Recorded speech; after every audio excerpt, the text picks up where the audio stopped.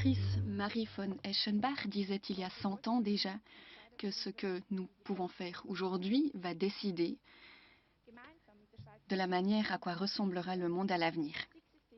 À l'heure actuelle, nous sommes en train de développer le système SIX afin que le traitement des paiements instantanés soit possible. Nous créons donc les bases pour créer l'infrastructure à partir de 2023 pour les paiements instantanés. Nous allons entendre ce qu'il en est de l'état des lieux et des expériences faites en la matière. C'est M. Thomas Hildebrandt qui va nous en parler.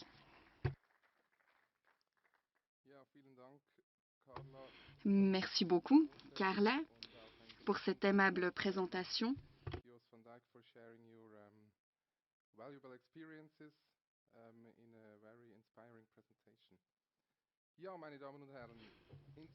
Mesdames et messieurs, les systèmes de paiement instantané sont omniprésents à l'heure actuelle et j'en veux pour preuve des exemples comme si on pouvait les lire dans un journal. Un exemple, donc Mastercard parle de paiement de compte à compte dans une newsletter concernant l'open banking du mois de juillet. Les instant payments sont mentionnés explicitement et cela continue. Nous avons différents blocs thématiques lors de cette conférence et vous verrez aussi que dans ces blocs thématiques, on parlera aussi d'instant payments. En particulier, nous avons entendu parler d'open finance ou alors de request to pay, entre autres. Et pour l'e-bill, vous allez voir également que ces réflexions, bien, que ce soit à court, à moyen ou à long terme, bien, les paiements instantanés jouent encore un rôle. Il est donc temps de réfléchir à l'impact sur le marché. Je suis bien conscient qu'il existe une obligation, donc c'est la BNS qui l'a définie, donc l'infrastructure doit être mise en place et à part toutes les autres initiatives qui concernent le trafic des paiements, ce n'est pas forcément facile de se focaliser sur le marché. Mais je pense que cela en vaut la peine et Thierry Kneissler donnera des détails encore.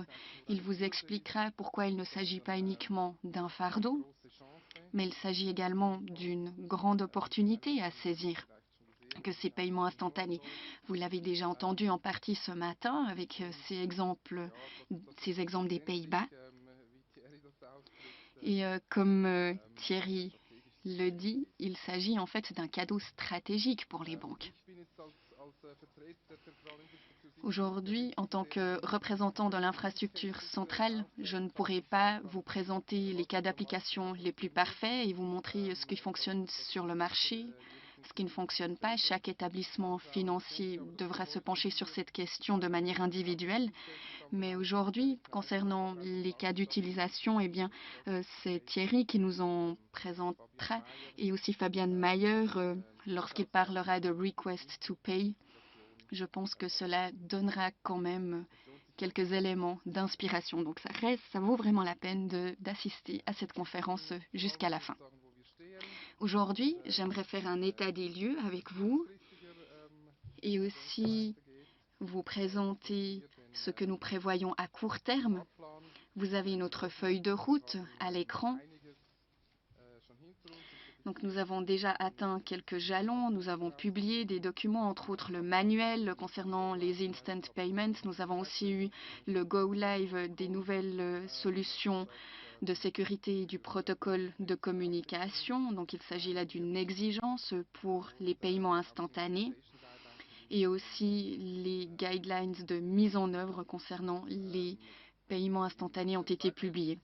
Durant la deuxième moitié de cette année, au quatrième trimestre, il faut dire que l'année est déjà assez avancée et aussi nous allons veiller à ce que ces documents soient finalisés. Donc pour le moment, nous avons des versions de travail stables, mais les documents finaux, donc le manuel entre autres, seront publiés au quatrième trimestre et également les directives de mise en œuvre jusqu'à la fin de l'année au plus tard, peut-être déjà en octobre, si tout cela se passe comme souhaité. Et ces documents auront donc un caractère définitif à ce moment-là. L'année prochaine, eh bien, elle sera pour nous sous l'égide du Go Live technique.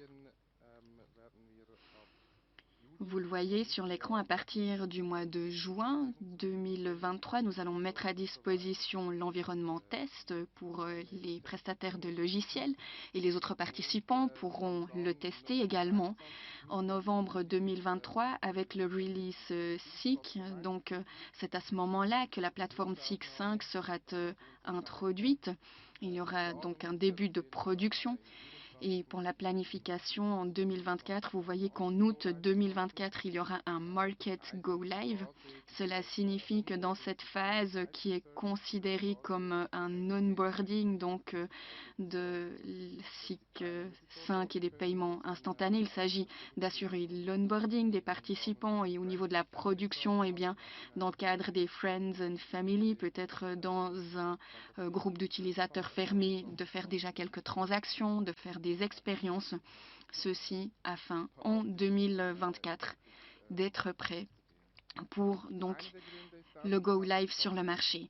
Et une des raisons mentionnées, vous l'aurez aussi entendu dans la présentation précédente, ce que l'on souhaite avec ce Go Live sur le marché, on souhaite atteindre une certaine pénétration de marché. Et en procédant ainsi, nous pourrons faire en sorte qu'en août, eh bien, plus de 95% en fait du trafic du paiement ou du volume des trafics des paiements pourrait être géré par les paiements instantanés. Ici, j'ai encore quelques résultats de sondage qui vous démontrent comment ce volume pourrait être évalué. Et j'ajouterai encore que les chiffres que vous avez reçus avant août 2024, c'est la part du trafic de paiement en fait qui doit être onboardé concernant cette nouvelle solution. Ce ne sera peut-être pas encore tout à fait le cas car nous serons encore dans cette phase Friends and Family. Et même si nous n'avons pas reçu des réponses en fait pour tous les établissements bancaires, on vient quand même à 94% pour août 24. Donc il y a une grande partie des banques en fait qui se sont engagées également à cette solution.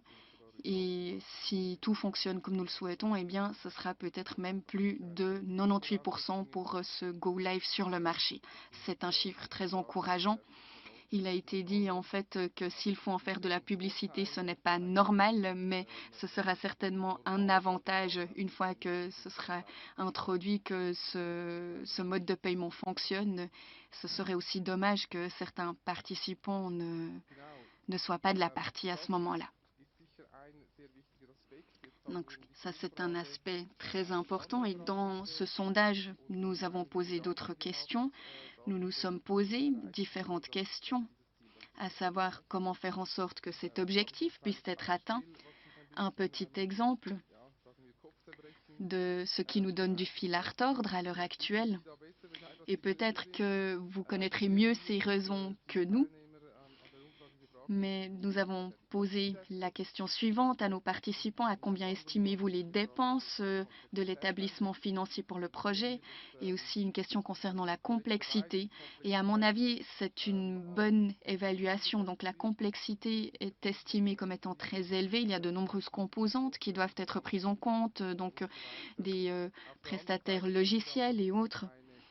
Et d'un autre côté, nous voyons aussi que la majorité des participants pensent que les frais seront donc à 5 millions ou moins. Nous pensions que c'était une contradiction en quelque sorte de se dire que c'est un projet très complexe mais qui ne coûte pas si cher que ça. Nous n'avons pas eu la possibilité d'approfondir ces questions pour tous les établissements financiers. Cependant, nous avons déjà, au mois de mai l'année dernière, publié une liste de contrôles.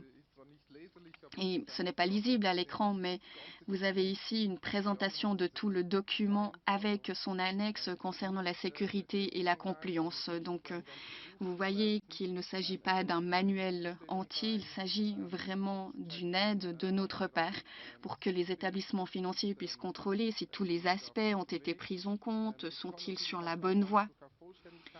Il n'y a pas de caractère exhaustif relatif à ce document car nous sommes une infrastructure centrale et non une banque. Les situations sont différentes selon les banques également, mais il s'agit certainement d'un outil qui permet de voir si les éléments centraux ont été pris en compte par les différents établissements financiers.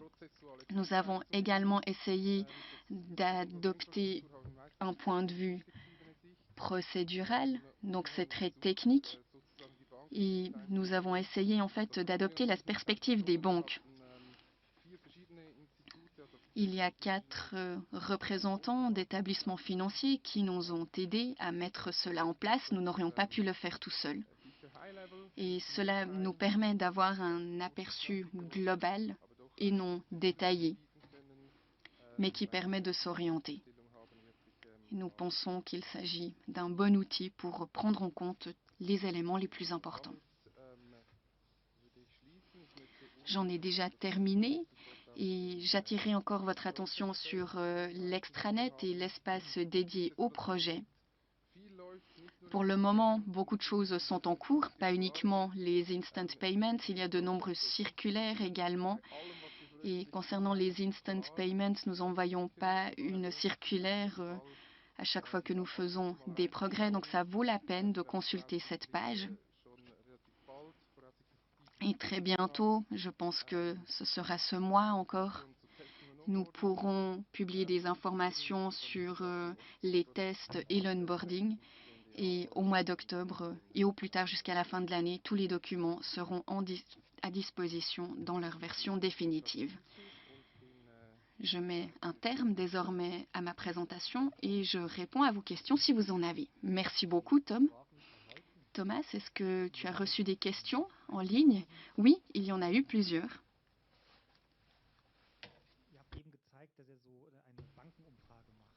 Vous avez montré un sondage qui a été fait auprès des banques, à savoir quand elles s'y mettront. Qu'en est-il des banques qui ne peuvent pas respecter ce calendrier car elles ne peuvent pas passer à ces paiements instantanés? Donc au vu des résultats du sondage, personne n'a refusé en fait de s'y mettre. Je vais le formuler ainsi. Et en tant que SIX, nous ne pouvons pas répondre à cette question. Il s'agit d'une exigence de la BNS pour les banques qui reçoivent plus de 500 000 entrées de paiement en 2020. À ce moment-là, en fait, les paiements instantanés doivent être disponibles jusqu'à 2024. Donc, il y a des représentants de la BNS qui sont présents aujourd'hui. Vous pourrez peut-être vous adresser à vous durant la pause de midi, mais je ne souhaite pas me cacher derrière les exigences de la BNS. Pour moi, il est bien clair qu'il y aura une certaine pression, donc ce sera peut-être accompagné de sanctions. Il n'y a pas de possibilité de déplacer ce délai. Le délai a été publié assez à temps pour qu'il puisse être respecté. Et même si une banque n'atteindra pas ses exigences au délai défini et s'y met un peu plus tard, et ça a aussi été mentionné dans l'exposé précédent, en fait, ce sera un inconvénient sur le marché. Donc à partir du moment où les paiements instantanés seront possibles, ce sera un réel inconvénient si on ne peut pas au moins recevoir ces paiements instantanés. J'espère que cela répond à cette question. Concernant le taux d'adaptation, quand atteindrons-nous ces 95%? Donc ces 95% dont j'ai parlé, cela concerne en fait la disponibilité pour les paiements instantanés. Et quand on parle de taux d'adaptation ou d'adoption des paiements, eh bien c'est une autre question. Donc nous avons vu l'exemple des Pays-Bas. Et pour la Suisse, je n'oserais pas dire un pronostic, cela dépendra de la manière dont les banques se comportent, ce qu'il en sera peut-être aussi de la publicité autour des paiements instantanés. Nous n'avons pas défini d'objectif en la matière. Il n'y a pas non plus de publicité prévue à cela. Sigma 24, qu'est-ce que ça signifie pour SIC? Cette fois 24 heures, donc ça signifie en fait une atteignabilité 7 jours sur 7, 24 heures sur 24. Donc il s'agit là de systèmes redondants. Cela signifie qu'il faut savoir maintenir ces systèmes sans interrompre ce système-là. Il s'agit d'une exigence non fonctionnelle qui a été définie et il s'agit en fait de disponibilité à 99,5% par mois. Cela signifie qu'il y a quelques minutes pendant lesquelles le système risque de ne pas fonctionner, mais sinon il doit être à disposition tout le temps, le week-end, à Pâques, à Noël. Et qu'en est-il de toutes ces activités de filtrage qui doivent être réalisées avant un paiement? Donc il s'agit des fonctions de filtrage, de screening, en termes de sanctions, de compliance. Avant le paiement, c'est à la banque en fait qui envoie ce paiement et du point de vue de l'infrastructure, ce n'est pas pertinent pour le paiement car le paiement est seulement envoyé une fois qu'il est validé. C'est à partir de cela en fait que cela pourrait mener à un time-out. Il n'y a pas de règles en la matière non plus. Ce n'est pas utile si quelqu'un souhaite faire un paiement instantané en fait. Donc ça ne sert à rien que ce filtering prenne 10 minutes, mais en dernier lieu, c'est à la banque d'en décider. Pour ce qui est des exigences de compliance existantes, en lien avec les sanctions également, toutes celles-ci doivent être respectées, bien évidemment. Donc les paiements instantanés ne représenteront pas d'exception à cela. Dernière question assez courte, avec une réponse courte, j'espère. Est-ce que les paiements instantanés deviendront la nouvelle normalité en Suisse? Je ne sais pas si l'on peut donner une réponse courte à cela. Cela dépendra de l'évolution de la question. Donc il n'y a pas de plan. Donc le conseil d'administration de la SIC AG n'a pas prévu d'objectifs, à savoir qu'il faut se rapprocher peut-être de la situation aux Pays-Bas. Mais je crois que l'anecdote de Boris a très bien illustré la question. Dès que les paiements instantanés seront disponibles, ils seront utilisés. Et je pense que cela deviendra la nouvelle normalité. Peut-être pas en 2024 ni en 2025. Mais peut-être qu'en 2028, la situation sera totalement différente. Merci beaucoup à toi, Tom.